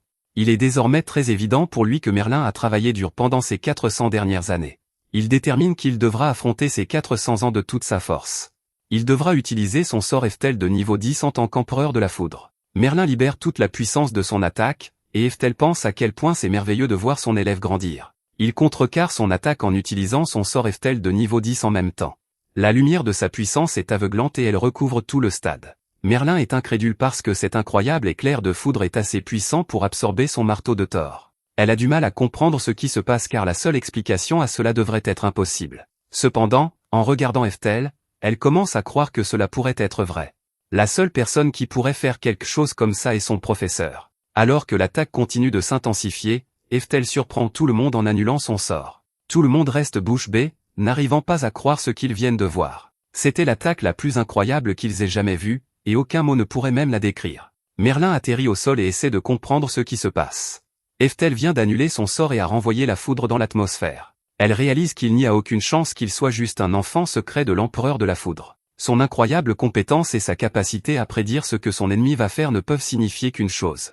Comme si cela ne suffisait pas comme preuve, il n'y a qu'une seule personne qui puisse utiliser un sort Eftel de niveau 10. Merlin est plus sûr que jamais que notre héros est son professeur réincarné. Merlin dit carrément à Eftel, alors il ne peut pas le nier. Il a supposé qu'elle aurait compris, surtout après ce qu'ils viennent de traverser. Il dit que le sort secret de Merlin l'a vraiment choqué, alors il a oublié de garder son secret. Il lui tapote la tête et la félicite d'avoir travaillé dur pendant les 400 dernières années. Il est impressionné, et Merlin ne peut s'empêcher de devenir émotive. Eftel est vivant, alors Merlin dit que pouvoir entendre ses paroles à nouveau rend ces 400 dernières années valables. À ce moment-là, Anastasia se précipite aux côtés d'Eftel et se présente à Merlin. Elle est venue avertir Eftel que la foule devient folle après avoir vu ce qu'il a fait. Toute la foule se précipite vers Eftel car ils veulent apprendre de lui. Tout le monde veut qu'il devienne professeur à l'école. Merlin se demande pourquoi il est venu dans cette école, alors il explique qu'il voulait étudier la magie en tant qu'étudiant. Merlin détermine qu'ils doivent sortir d'ici, alors Eftel se demande où ils vont. Elle ne le dit pas et l'emmène quand même. Merlin l'emmène dans son ancien manoir, et il n'arrive pas à croire qu'elle en a pris soin pendant 400 ans. Merlin lui dit d'attendre ici pendant qu'elle va finir quelques papiers. Notre héros se demande ce qu'elle veut dire, alors elle explique son plan. Elle va remplir des papiers disant qu'Eftel et Anastasia sont ses enfants adoptifs et ses apprentis. Ainsi, ils pourront utiliser les installations de l'académie quand ils le souhaitent. Merlin ne pourrait pas être plus excitée car elle n'a jamais pensé qu'elle pourrait aller à l'école avec Eftel. Eftel est toujours confus, alors elle explique plus loin. Elle déclare qu'elle utilisera son autorité en tant que directrice de l'académie de magie d'Altina pour permettre à Eftel de s'y inscrire immédiatement. Eftel reste sans voix car ainsi il pourra poursuivre la magie autant qu'il le souhaite en tant qu'étudiant. Personne ne l'ennuiera, et il n'aura aucun souci. C'est particulièrement vrai puisque Merlin connaît son secret et qu'elle pourra l'aider à le garder. Eftel ne pourrait pas être plus heureux, alors il remercie Merlin et accepte son offre. Quelques instants plus tard, Eftel emmène Anastasia plus profondément dans le manoir, et elle se demande ce qu'est cet endroit. Il explique que le trésor se trouve juste devant, et qu'il y a là une épée spéciale qu'il désire. Juste à ce moment, un objet étrange tombe devant eux, et un gardien mystérieux en sort. Il déclare que nul ne peut passer au-delà de ce point et ordonne à nos héros de s'en aller. Le génie leur dit de déguerpir avant d'être blessés, et il les traite de petits voleurs. Eftel répond qu'ils ne sont pas des voleurs, car il est simplement venu chercher son katana nommé Rakiri. Le génie n'arrive pas à croire que cet enfant voleur ose prétendre que Rakiri lui appartient. Il explique que le katana est une arme légendaire qui a été rapportée du château du roi démon. Elle a été récupérée par Eftel, l'un des 4 empereurs, et sa valeur est de rang triple. Cette épée est si précieuse que personne n'est même autorisé à la voir de ses propres yeux. Eftel pense que tout ce que le gardien vient de dire à propos du katana légendaire est parfaitement vrai. Il se souvient comment le roi démon a utilisé Rakiri pour couper en deux son sort Eftel de niveau 10. Le génie suppose que nos héros ne sont que des étudiants de Merlin, alors il lui dit gentiment de déguerpir. Eftel essaie d'expliquer qu'il a le droit d'être ici, mais le génie craque complètement. Il s'est dit que la vieille sorcière Merlin aimait peut-être ses gamins, mais maintenant il est prêt à les achever. Le génie est déjà assez énervé que Merlin lui donne des ordres, alors il révèle autre chose. Il explique que le professeur de Merlin, Eftel, était un mage incompétent sans aucune aptitude magique. Cela lui fait penser que Merlin elle-même n'est peut-être pas si spéciale. Il parie qu'Eftel n'est devenu l'un des 4 empereurs que par quelques tours de passe-passe. Le génie dit que ce n'est certainement pas parce qu'il était doué, et notre héros en a assez entendu. Eftel devient très sérieux et exige de savoir où Rakiri est conservé à cet instant. Le gardien n'arrive pas à croire que ce gamin veuille tant le savoir, mais il révèle que c'est juste derrière lui.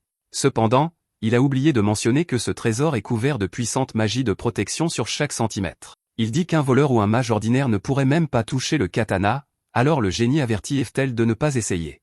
Il explique que la seule façon de contourner cette magie est d'être au niveau de Merlin. Eftel stupéfie le gardien en utilisant instantanément un sort de niveau 8 appelé Dissipation Parfaite. Le génie crie que c'est impossible, car ce gamin vient de dissiper la magie de protection du trésor sans aucun problème. Eftel prend Rakiri avec joie dans ses mains, et le génie ne peut que se demander qui est ce gamin. À ce moment, Merlin arrive, et elle est absolument furieuse contre le génie pour l'avoir traité de vieille sorcière. Elle le gronde sévèrement, mais elle change immédiatement de ton pour saluer Eftel. Pendant ce temps, le génie n'arrive toujours pas à croire qu'Eftel ait lancé un sort de niveau 8 sans incantation. En plus de cela, Eftel continue de parler comme s'il était le véritable, et finalement, le déclic se produit. Le génie perd complètement la raison quand il réalise que ce gamin est le vrai Eftel. Il s'excuse désespérément pour son impolitesse, et Eftel lui pardonne. Notre héros dit au génie de se souvenir de leur visage, car lui et Anastasia vivent ici maintenant. Merlin prévient que si le génie ose encore l'appeler vieille sorcière, elle le fera exploser hors d'existence. Le génie supplie Eftel de le sauver, mais Eftel dit juste que Merlin est effrayante quand elle est en colère. Plus tard, nos héros se rendent en ville, et Eftel remarque que certains magasins n'ont pas changé en 400 ans. Merlin l'emmène ensuite chez le tailleur, où elle fait faire à Eftel et Anastasia leurs nouveaux uniformes scolaires. Après cela, une femme les invite à participer à une chasse au trésor, où le gagnant gagne un voyage aux sources chaudes. Merlin aime beaucoup l'idée, mais Anastasia est plus intéressée par une petite poupée proposée. Elle est trop gênée pour expliquer pourquoi, alors Eftel lui dit gentiment qu'elle n'est pas obligée. Eftel remarque que les trésors sont cachés avec de la magie de métamorphose, ils seront donc difficiles à trouver. Utiliser le sort de dissipation comme tout à l'heure ne fonctionnera pas, car cela briserait d'autres sorts qui n'ont rien à voir avec la chasse au trésor. Merlin explique qu'on ne les voit pas, mais qu'il y a en réalité des tonnes de sorts partout dans cette ville. S'ils utilisaient le sort de dissipation ici, cela plongerait toute la ville dans la panique. Eftel dit qu'il connaît un moyen de le faire, et Merlin se demande s'il peut vraiment faire quelque chose d'aussi précis. Eftel dit, bien sûr, et il émerveille les filles en utilisant un brouilleur magique de niveau 5. Cela leur révèle toutes les poupées, alors nos héros partent toutes les collecter. Cela ne prend pas très longtemps, et nos héros remportent facilement toute la chasse. Anastasia remercie notre héros, et elle révèle la raison pour laquelle elle voulait la poupée. Elle explique qu'elle lui rappelle Eftel chaque fois qu'il sourit, et ils partagent tous un beau moment. Cette nuit-là, Merlin révèle qu'elle a rejoint Anastasia aux sources chaudes pour l'inspecter de la tête aux pieds. Elle voulait voir si Anastasia était digne de servir Eftel, mais il met immédiatement fin à cela. Plus important encore, Merlin a vu la marque d'esclave sur le corps d'Anastasia, et elle s'en inquiète. Anastasia pourrait se retourner contre lui à tout moment, et elle dit que c'est comme si Eftel gardait une bombe près de lui. Eftel révèle qu'il est déjà au courant de tout, et il déclare fermement que c'était sa décision. Il ne veut plus entendre un mot à ce sujet, alors Merlin s'excuse. Le lendemain, nos héros arrivent enfin à leur nouvelle école, et tout le monde se met immédiatement à les regarder. Les étudiants dehors n'en croient pas leurs yeux, et ils se demandent ce qu'une race inférieure fait ici. Anastasia devient très nerveuse, alors Eftel explique que c'est une académie magique réservée aux démons. Il est logique que des humains comme lui soient une rareté dans un endroit comme celui-ci. Au fond de lui, Eftel pense que peu importe ce qu'est cet endroit, car il veut juste étudier la magie.